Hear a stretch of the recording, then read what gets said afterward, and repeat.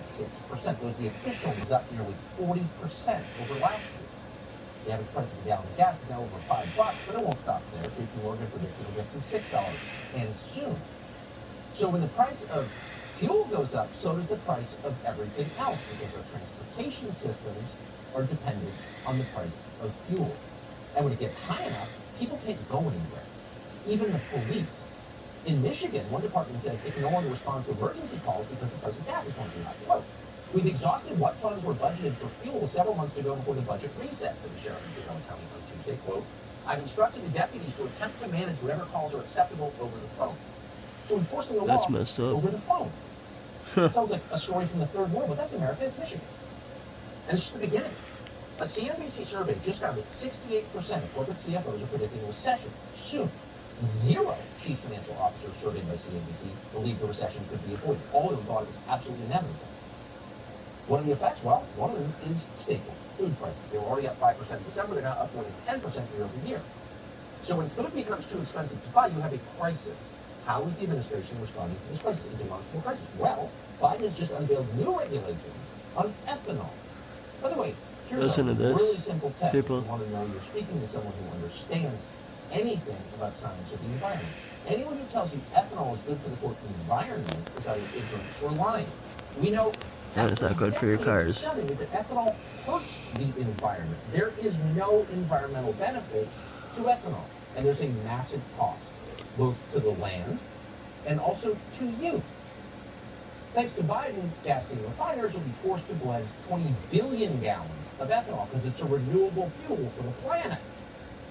But what this really is a requirement from the Biden administration to burn food in your car. That's what ethanol is. Literally. It's corn. So what happens when you divert food crops like corn to ethanol production? Well, we know the answer because it's been studied for decades. In 2008, an evolutionary biologist at Cornell called David Pimentel wrote this, quote, the use of corn for ethanol has led to major increases in the price of U.S. beef, chicken, pork, eggs, bread, cereal, milk.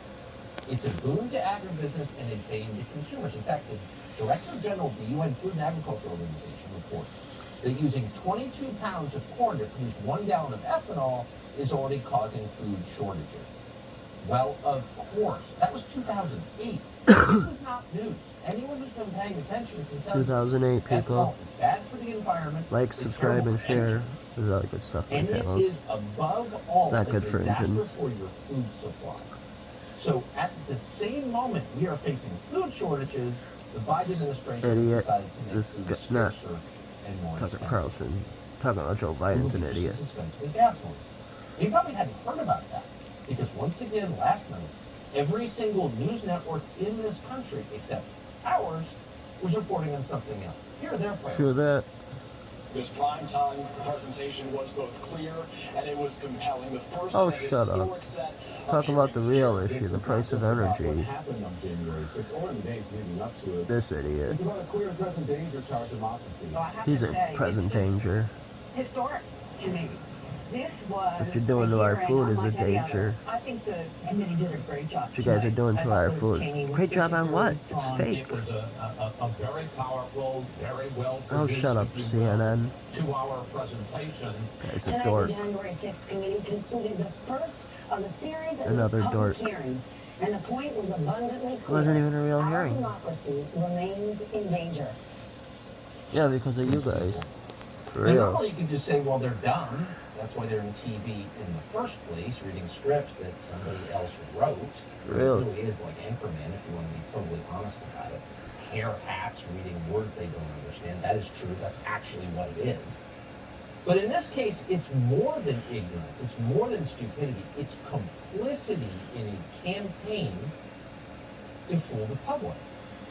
To make you believe that your personal concerns, like the fact you can't buy food or drive anywhere, or the police won't come because they can't afford gas, those are not important.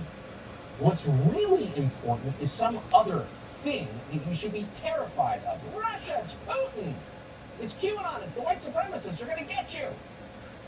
And anyone who worries about gas prices, anyone who's concerned about how to feed his or her family, gets a lecture that actually you're just selfish. This is a pandemic of the unvaccinated, really? Or whatever the talking point is. Here was CNN last night. Why? But I think for something like this to happen, to have an attack on the Capitol, have an attack on our democracy, to have a president of the United States saying that he won the election when he didn't, I think that is more important than anything. If you don't have a functioning democracy, then it doesn't matter if you have penny gas prices. You don't have a functioning democracy. And people are going to think, well, what does this matter for gas prices or whatever? Okay, fine, we'll get to the gas prices. No one even takes your news network serious, damn Fine, lemon. we'll get to that. We talk about that all the time. What this means for our democracy is... You guys are still talking about January 6th. Give it up already. Oh, a civics lesson from Doug Lamont. Mr. Lamont, tell us about democracy. What is democracy? Thank you, Just sum it Tucker. up for us, Tell if him. you would. It's a term you use a lot. What is democracy? Well, democracy is the process by which government represents voters and their concerns. Voters, voter representatives, they go to Washington and they carry with them in their hearts the memory of the people who put them there. And their concerns are first and foremost. So one of the first and foremost concerns of American voters, the people at the heart of this democracy, well, food and gas prices. But the people who are defending democracy, look at those people and say, shut up, you selfish rube. You really should care about January 6th because democracy.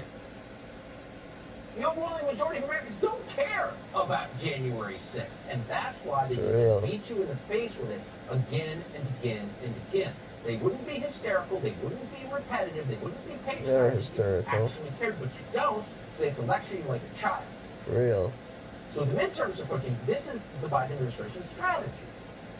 Talk about something else. Shame you if you don't think it's the most important thing. So Biden began talking today. This was speech that was billed as an address on inflation, but it didn't begin with inflation or any honest account of how we got here and how we're going to get out of it. No. It was about January 6th. Watch. Before we begin, I want to say a few words very briefly about the January 6th hearings that were highlighted last night. Give it up, The insurrection goofball. of January 6th, one of the darkest chapters. Go smoke crack with your son and get out of the White House. Quit ruining our country. Brutal attack on law enforcement, some losing their lives. And we heard about it last night. Yeah, you're making more people lose their life with how you're ruining our country. Defend this nation, Democrat and Trump Republican. 2024, Place jackass. a Biden. dagger at the throat of our democracy. You're a threat to our democracy, Joe Biden. The overstatement is so ridiculous. I was wondering what that was all about yesterday. I didn't know that was a show trial. On January 6th because no event in human history has had more cameras trained on it. You can watch the video. You can spend the rest of your life watching the video on the internet. Yeah, like North Korea. Why don't you go ahead and do that? Get back to us. Does Or that China. look like a dagger at the heart of democracy? Is that the darkest chapter in American history? It's like insane that you wouldn't talk like that. It's QAnon, really. Trump was bad. It's repulsive, actually, when you think about it. Russia is threatening to destroy New York City with nuclear weapons. For real. So how are we doing on that front? Well, it turns out we're sourcing a critical component in our ammunition, not just small arms, but nuclear weapons from China. So at a moment we're actually closer to war than at any time in your lifetime, at any time since 1945, since the big war ended. Oh, we're closer wow. right now than at any time since then. 1945, Now, what are we people. doing about this? What's the State Department doing to fix the crisis in Eastern Europe? Making Well, it they worse. have, they just announced this, they've hired a global equity ambassador. Well, that'll fix it. Oh, more equity. This is nuts. It's like rearranging bookshelves by title as your house burns down. This is a species of mental illness. Everybody sees how fake this is. Nobody is convinced by it. It was just 2 years ago, live on television, summer of 2020, a mob of Biden voters tried to storm the White House. Remember this? They torched a church across the street. They attacked Secret Service officers. A mob called for the President of the United States to be lynched. He was taken to an underground bunker for his safety. We don't like to be hysterical, so we kind of downplayed it at the time. Probably shouldn't have. Maybe we should have as hysterical as Joe Biden. This is Pearl Harbor. But I've been lying, so we didn't. This is what our country's capital looked I didn't know like that. at the time. I didn't know about that. It happened on January 6th too. Why aren't they talking about that? As that was going on across the street, they were distracted from the real issue about the Biden voters torching the church.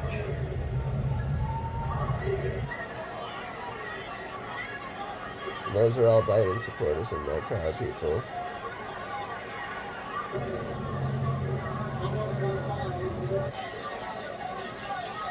These Democrats gotta get out of office. Everyone vote Republican, please. Save the USA. Even if you came here from Mexico, they gave you the right to vote. This guy's gonna turn the country into Guatemala or Mexico or Venezuela. So all you people coming to our country, please vote Republican and vote Trump. Save America. Don't make it let it get like Guatemala or Venezuela. Anything about that last night, about similar riots that destroyed cities all over the United States? You didn't hear a single word. None of that was a dagger at the throat of our democracy. All that happened in the election here, with the aim of influencing the election, unmentioned. You heard not one word about the guy who just tried to assassinate a Supreme Court justice at his home at the urging of the Senate Majority Leader. Oh, my buddy told me about that today. Can't talk about any of this. These topics, like the state of the U.S. economy, are now off limits. You have to pretend that January 6, 2021 remains the single worst thing ever to happen to America. Worse than Pearl Harbor. Even though not one living person really believes that. And if you don't say so, if you don't confess the one true faith, thumbs up. You'll be hurt. It just happened to an NFL coach. Or they'll threaten you. They'll try to kill you. A completely Soviet moment. We've got more on that in just a minute. But first, take a few steps back. So this is a perverse arrangement, and you got to wonder who benefits. The Congress and the entirety of corporate media bury the actual problems facing the United States, pretend like they're not even happening. Why are they doing this, and who is getting rich from it? Inflation doesn't happen by accident. It's the product of choices.